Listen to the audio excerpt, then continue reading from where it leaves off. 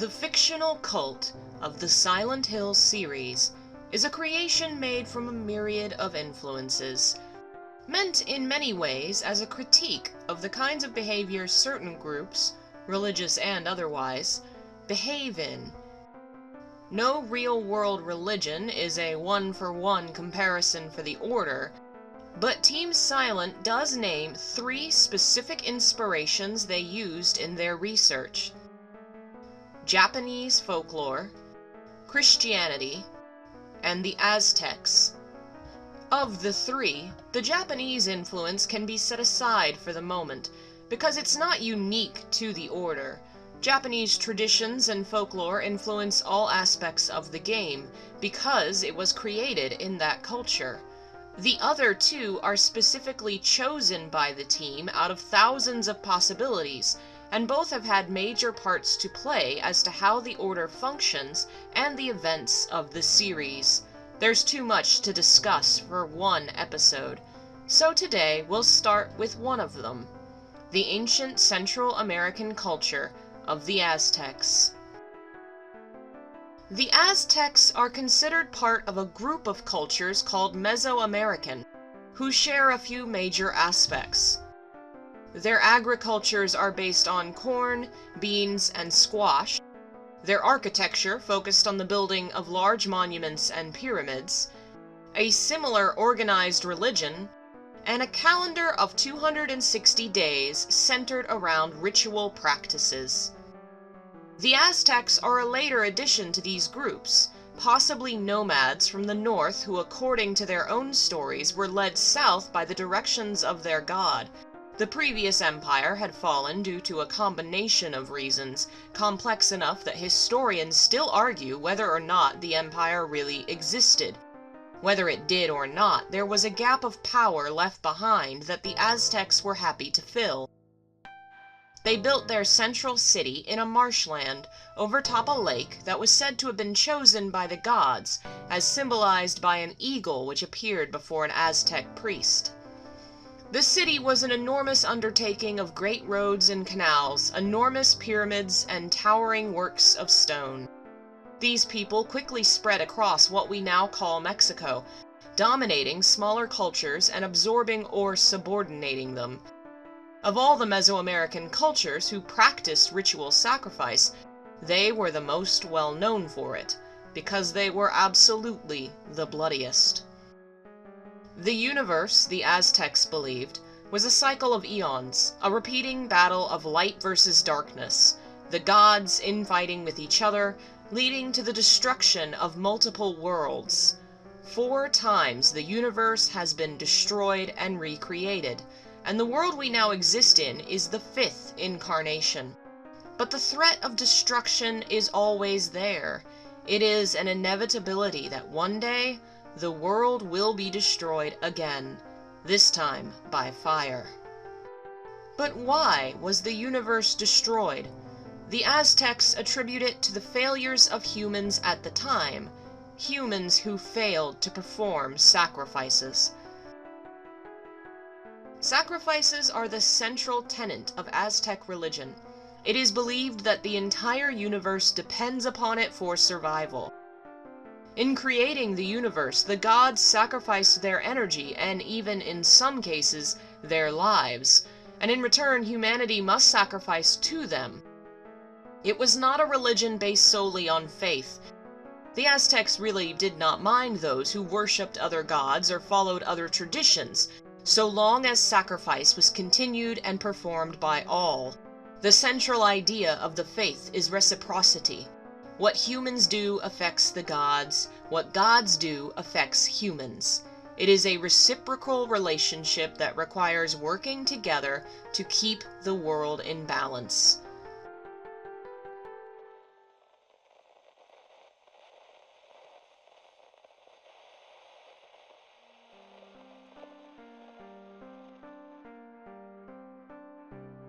The gods don't have blood.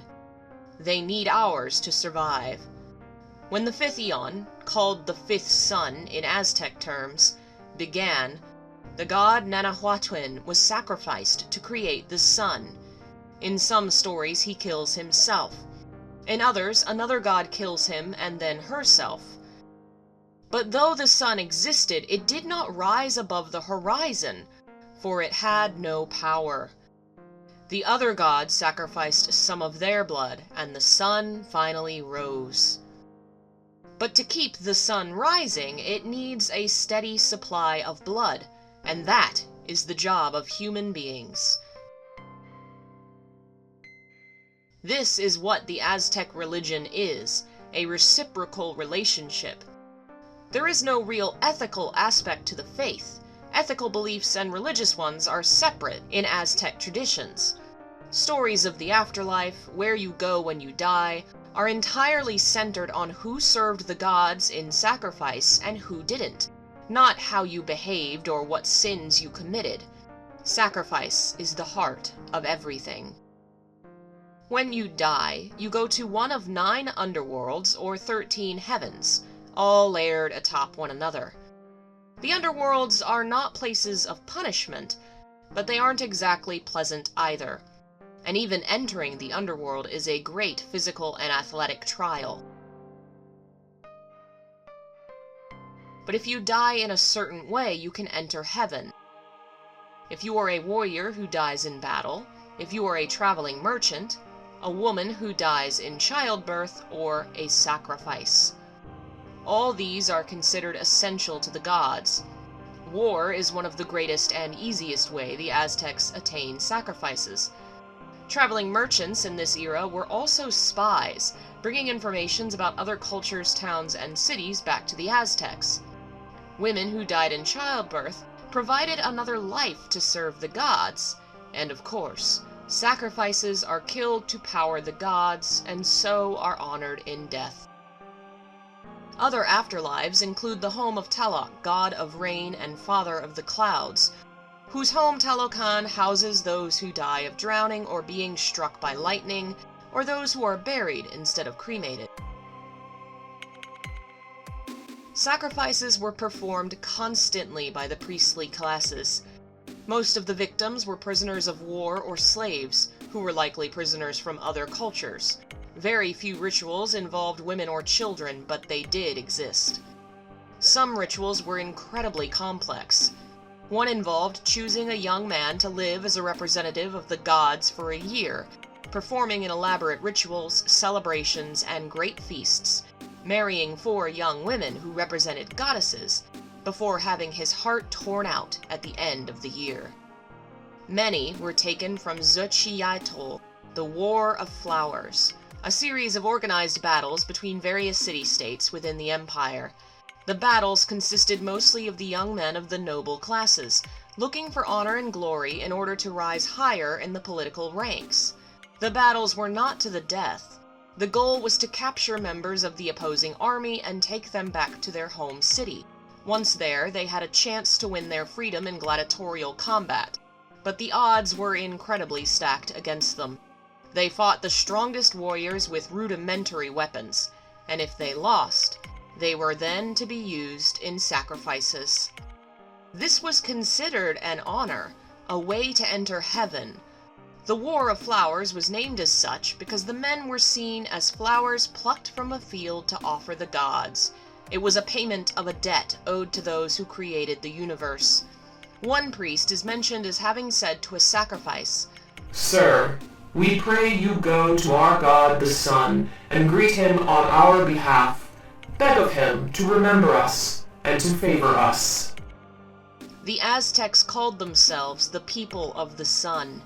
The sun god was also their war god, and they believed war itself was required to keep the sun alive. Besides sacrifices, people were also expected to perform bloodletting by piercing the tongue or earlobe to offer to the gods. The Aztec religion is a faith based on the reciprocal relationship between its people and its god, and how the cycle of time and sacrifices continue onward. Their ritual calendar is incredibly detailed and complex, with 52 years of unique days named by the gods they honor, the festivals that occur, and the month and year they fall in. More than 18,000 unique days in a row. These years are divided further into smaller sections. 13 years is considered one bundle, and 4 of them is a complete cycle, 52. Sound familiar? It's the same formula that appeared on the carousel in Silent Hill. At the end of the 52-year cycle, the possibility of the apocalypse looms high. When it eventually happens, it will happen at the end of one of the 52-year cycles, and so each ending passes with great anxiety and fear. In this calendar, there is a festival or ritual to the gods performed every 20 days, 18 of them a year. What Silent Hill takes from Aztec culture is the set dressing. There's little religiously in common between the Order and the Aztecs, and their beliefs hardly mirror one another. But visually, many of the same symbols and rituals exist in each. The Order is dressed in Aztec garb while practicing a faith that is far more Christian than anything else. 2 symbols are incredibly important in the Aztec faith, and reoccur in the stories and the names of many gods: the serpent and the reed.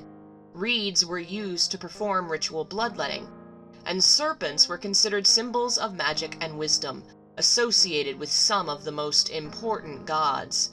Both of these are also symbols of the Order's god, who is referred to as the Lord of Serpents and Reeds. The mythology of the Order says the god was born as a man and a woman offered prayer, and a serpent and a reed to the sun. The central focus on the sun is also incredibly similar to the Aztecs. At the beginning of the 5th era, the world was a terribly gloomy place, and it was only when the sun was created that life became pleasant to live. And in Silent Hill, it is humanity that creates God, and asks for release from the terrible life they are trapped in. She too is a sun goddess, one that dies as the god that is sacrificed to create the sun. She dies to give people a world to exist in, which in some ways mirrors the Aztec tradition. The rituals of the Order have some Aztec influence too.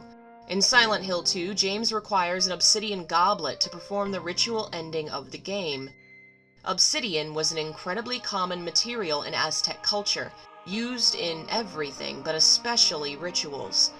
Obsidian lancets, small surgical implements, were used to perform sacrifices, where the priests cut open the chest and ripped out the still-beating heart of the sacrifice. The goblet in Silent Hill 2 also happens to have a serpent spiraling around the base of the cup. Another Silent Hill 2 reference may be the Blood Swamp, a monument which describes how bloody sacrifices were once performed in the area. The reference to sacrifices is an obvious connection to the Aztecs, but the swamp is one too. The Aztecs were known for choosing to live in a swampy, marshy area, to the point they were called the Crane People, because cranes also made their homes there. We see little actual sacrifice performed in the series, but it is heavily implied to be occurring in the background. The cults kill others for various reasons throughout the games, and it's not unlikely some were killed as direct sacrifices to their god. In Silent Hill 3, there is a secret chapel where the final confrontation begins with Claudia. It is orientated differently from the outer chapel, which mirrors a traditional Christian church. The pews are organized and centered upon the middle of the room, raised as if to watch some sort of performance. There's a large grate in the middle, an opening in the floor that is positioned behind where the speaker might stand. The layout seems perfect for the public performance of ritual sacrifice, with the grate used to collect blood or dispose of the bodies. The image of the grate also appears in the paintings that depict the cult's mythology, specifically the last image called Faith, which has a note that reads, "So God hasn't been lost. We must offer our prayers and not forget our faith. We wait in hope for the day when the path to paradise will be opened." The connection possibly implies that the cult performs sacrifices to the goddess in order to give her power, in the hopes she'll soon be strong enough to return and save. That in fact, they do the same as the Aztecs did, sacrifice lives to power the sun.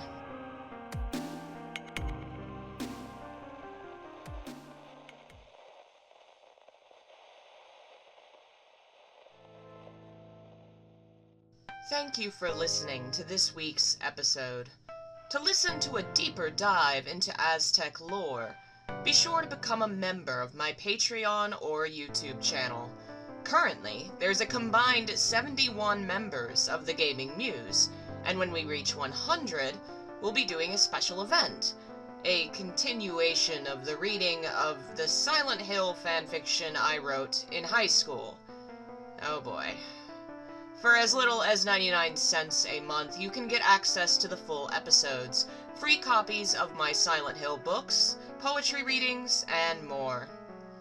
If you want to learn more about my research into Silent Hill, consider buying my books. You're Not Here, The Symbolism of Silent Hill 3, recently released, and all pre-orders have finally been mailed. Be sure to check out the musestore.bigcartel.com to purchase your own in ebook, hardback, and paperback versions. Thanks again for listening.